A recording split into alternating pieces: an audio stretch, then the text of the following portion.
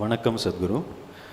நீங்கள் வாக்கு சுத்தி என்ற தன்மையானது வெறும் உண்மை மட்டும் பேசுறதல்ல, ஒரு ரம்யமான அற்புதமான சத்தத்தை உச்சரிப்பது, நமக்கு நன்மை கொடுக்கக்கூடியது என்று சொல்லியிருக்கின்றீர்கள்.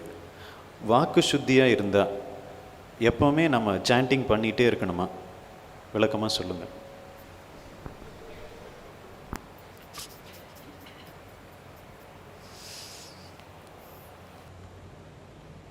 So speech is a special gift to a human being. In terms of the complexity of what a human being can utter, no other creature can do this. Well, an elephant can trumpet louder than us. It can have you paralyzed.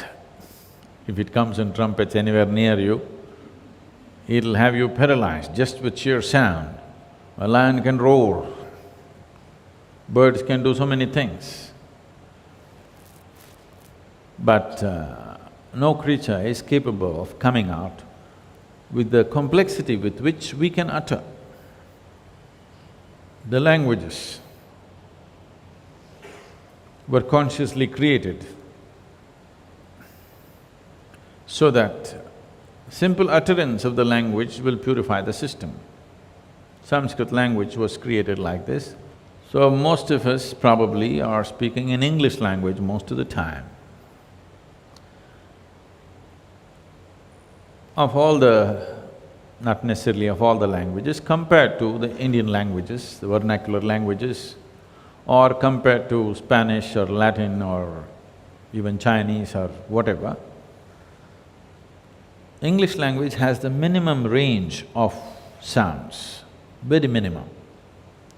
This is why, right from your birth, if you're speaking only English language, you find it so difficult to utter some other mantra or some other language, because you're using a very minimum range of expression.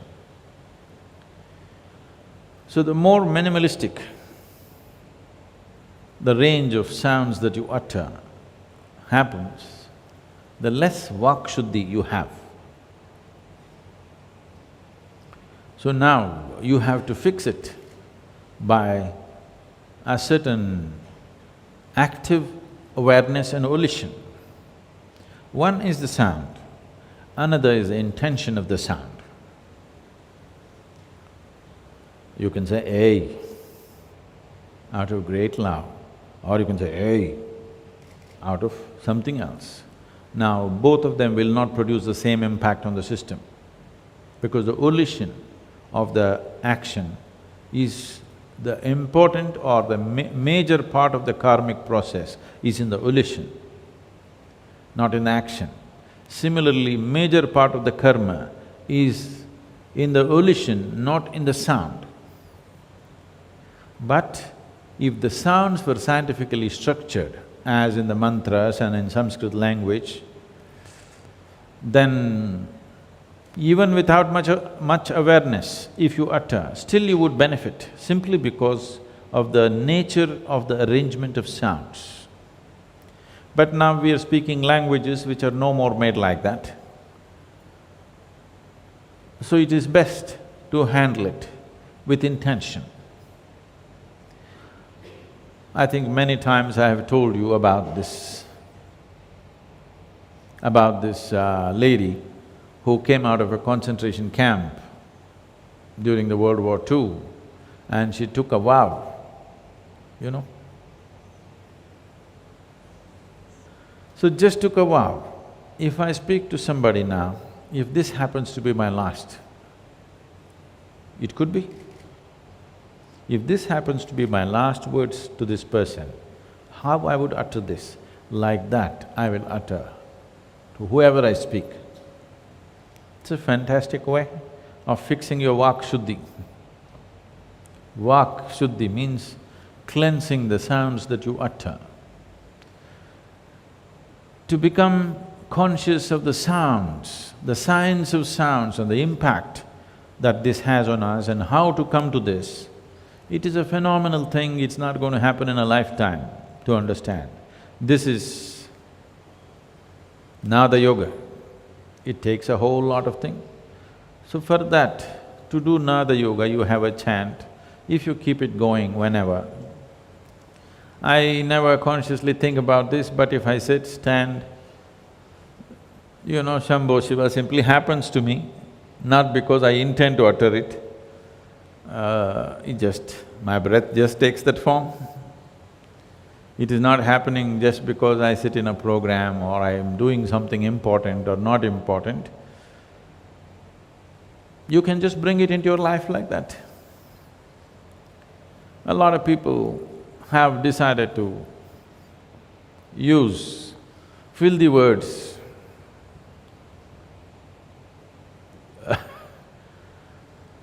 in their conversations, or these days particularly I'm seeing the youth in United States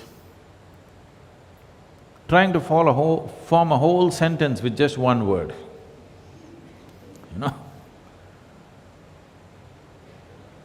I see a whole lot of people in India also have picked these things up, and when they utter these words, people keep on saying, shit, shit. I keep reminding them, please don't do it here, please don't do it here. So, this is one way of bringing the right kind of reverberation in the system.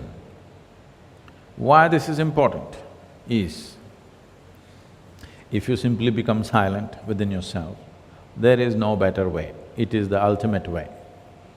If you can just simply become still within yourself, that is the best way. If that's not happening, the next best and the next best is like this. You can say Shiva, it is the closest things to stillness.